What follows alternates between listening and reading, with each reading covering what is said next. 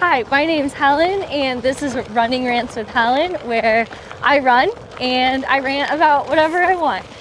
And today I wanted to talk about and rant about how I became a professional runner. I'm a professional trail runner.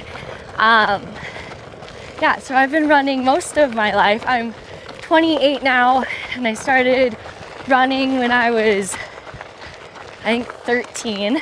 I ran track in 8th grade, and then I started running cross country in high school, and then I ran cross country and track in college at the University of Nevada, but it wasn't very good.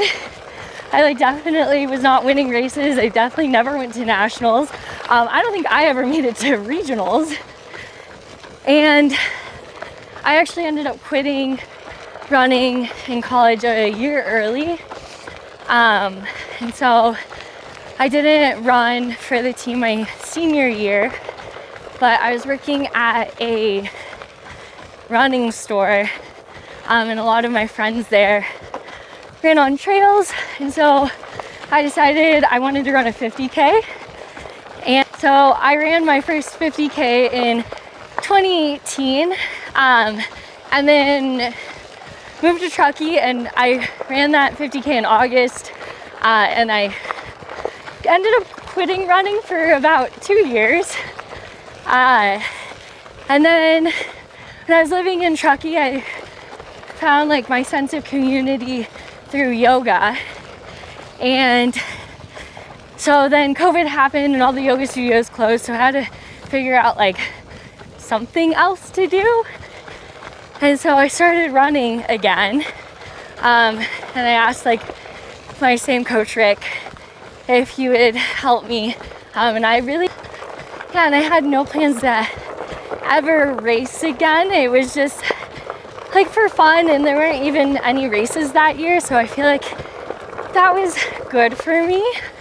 Then I ended up racing in 2021, and that year Broken Arrow 46K got moved to the fall, so I ran it in October, and it went well. I ended up getting second, and I guess my intention with it was never for this to be my full-time job or a profession. It was more I just really wanted to run, and I wanted to run a lot, and so figuring out ways where I could run more and work less. And so then it was 2023, North Face started a program called the Athlete Development Program, and you filled out an application online, and I was one of, I think there were 17 of us, one of the 17 people across 5 different sports that were chosen. So I signed a 2-year contract with them, which included a really, really small salary and a travel budget and gear. And I was with North Face for about a year, and I quit early just because I eventually figured out I couldn't run in the shoes, and I read through my contract, and there were things saying maybe I would be able to compete in different shoes, or there were alternative options, but I was told no, and that me being on the team was completely optional and that I could leave. I decided to leave, and then I wasn't a professional athlete. I wouldn't really consider that I was then, just because I was always working other jobs that were my main source of income. And so, I didn't have a contract. Really, honestly, though, only for a few weeks, or maybe it was about a month. So my plan was gonna run Speed Goat, and then I ended up, I guess that's not how it went. I guess I was still with North Face, I was told that I could wear whatever shoes I needed to get through the race. So I bought a pair of Hoka Mafats, which is actually what I'm wearing right now. And I tried to put duct tape over the Hoka, and I just wrote North Face in Sharpie. Not because I thought I was gonna fool anyone, but I was like, oh, maybe then like they won't post pictures of my feet. It was actually so hot when I was in Salt Lake and I left my shoes in the car that it made like the rubber melty enough that I was able to rip off all the leathers. And Speedgoat ended up going really well. I won, and I set a course record, and I think I ended up getting like 8th or 9th, I think 9th place overall. And someone from Hoka saw me there and was like, she's in North Face, but she's wearing Hokas. And so I ended up getting an Instagram message from a woman that I knew from like a long time ago when I worked at the running shoe store. And she's like, hey, like we noticed you're wearing Hokas, like have you ever considered being sponsored by Hoka? And I said, well, I didn't actually know that was an option. And at this point, like I started emailing some other companies just to see like what my options were. But like I had always run in Hokas like before North Face, so I feel like that was really important to me, is like that I actually could run in the shoes, just because like I don't know, it doesn't sit right with me to like feel like I'm promoting a product that like I don't use or I don't actually believe in, or I don't know, it feels like lying to me. And it ended up being that really my only option was Hoka, so I signed a contract like I think a few days before CCC last year, which worked out because I ended up getting 3rd place. And then it was funny just because like after I heard back from some other companies and they were like, well, we couldn't pay you, but we could like maybe give you free shoes, like maybe. And at least for me, like something that I feel like I've tried to stay true to is like I love running, but I think a lot of the things that they do ask of you like are essentially having another job, and I don't want to work for free really in any capacity. And so like I'm glad that I was able to like be in a position where I could wait to agree to a contract where I was actually getting paid. And yeah, I just feel really lucky because like those few choices and how that all happened like completely changed my life. Like I don't work another job right now, and it's been so fun. Yeah, and I guess that is pretty much how I became a full-time professional trail runner. Like, how were you in college? Like, what was your college career like? Were you one of the best runners, worst runners? Tell me about that experience. I would say I was definitely one of the worst runners. And I mean, we've talked about this, I think kind of a reason for that. And the reason why like I'm good at running now is because I do it from a place of joy. And I feel like in college, running wasn't a get to. It definitely felt like I have to do this. And I think that's just because I got too caught up in like my ego and like feeling like I needed to prove to people that I was good at running. And so like I had to run D1 and I had to run in college, even though like yeah, it wasn't fun for me, just because I had my identity wrapped up in that and like feeling like I needed that outward validation.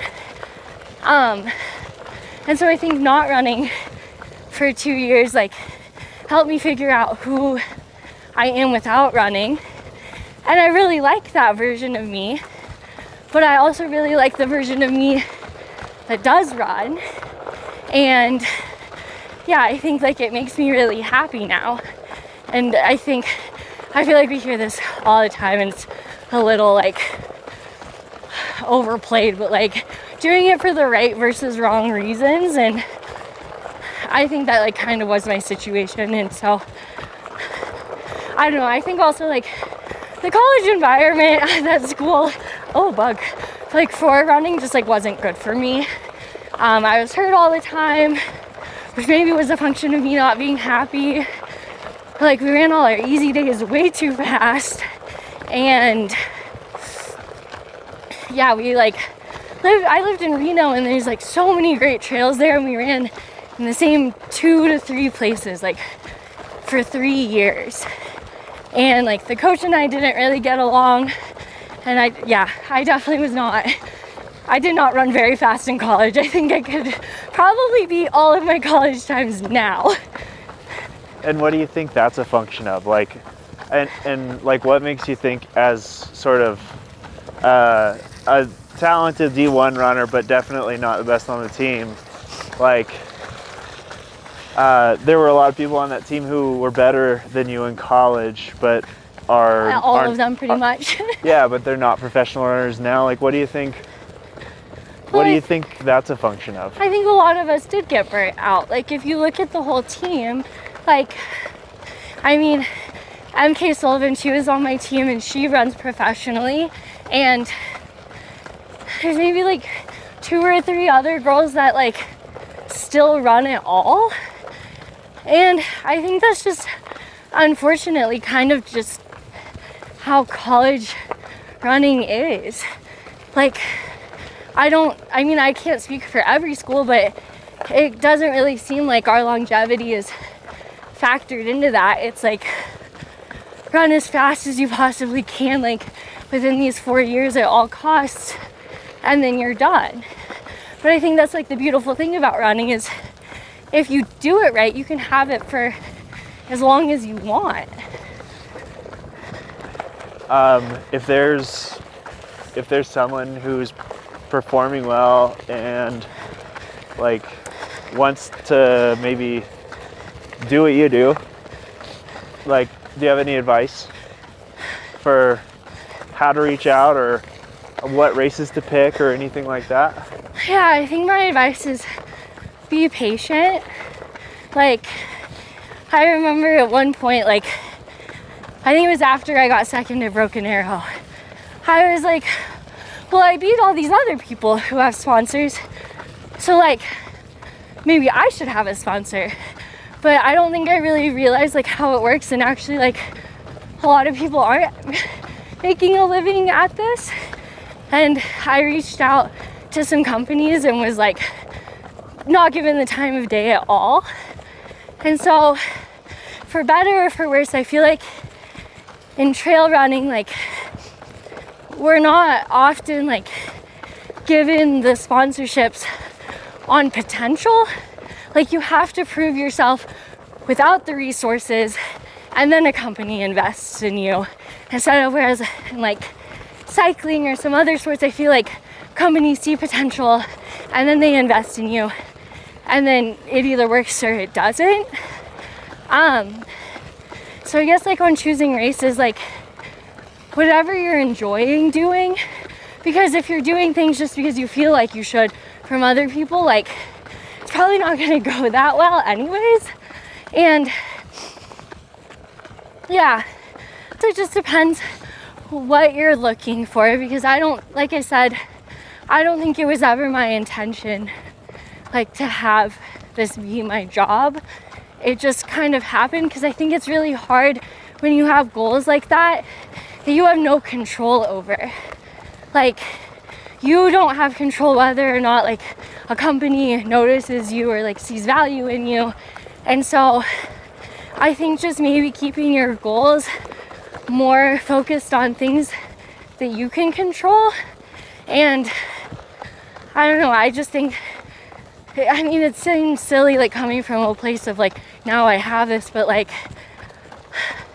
things happen the way that they're supposed to, and I don't think we want to force things that aren't meant for us. As a pro runner, like, since you have become a pro runner, how has your life changed? I don't have to go to work every day. It doesn't feel, I mean, I guess I've had some people be like, well, technically you go to work because you're running every day, but I'd be running every day regardless. So I just have so much more flexibility. Like, I get to wait for good weather windows. I get to have slow mornings. I don't have to run at 6 a.m. if I don't want to. And I feel like I have more time for like physical therapy and going to yoga, and I don't have to ask for time off to go to races. And I don't have to like try to finagle schedules, or like, I feel like I really notice it during winter because I Nordic ski a lot. So it's like, oh, well, it's really icy in the morning. I can wait till it gets warmer. Or like, oh, it's snowing a ton today. I was gonna drive and go do my long run like on dirt, but now it's snowing. So I can just like, I think in general, just a lot more flexibility in my training, in my schedule, in my life. I think that's been the biggest change. And yeah, I feel really lucky, and that I have like the opportunity to take advantage of having this, because like, I mean, don't get me wrong, I'm still very poor. And so, and I had a job that I liked and I made decent money there, but I think it just wouldn't be fair to myself to not take advantage of the opportunity that I was given to like fully invest myself into running. And like, I have talked to my dad a lot about this, and it's just like, I have the rest of my life to have a typical job. And so, and I don't get to be a professional trail runner for the rest of my life, most likely. So like, do this while I can, and then when I need to figure out something else, I will. This has been Running Rants with Helen. Thanks for watching.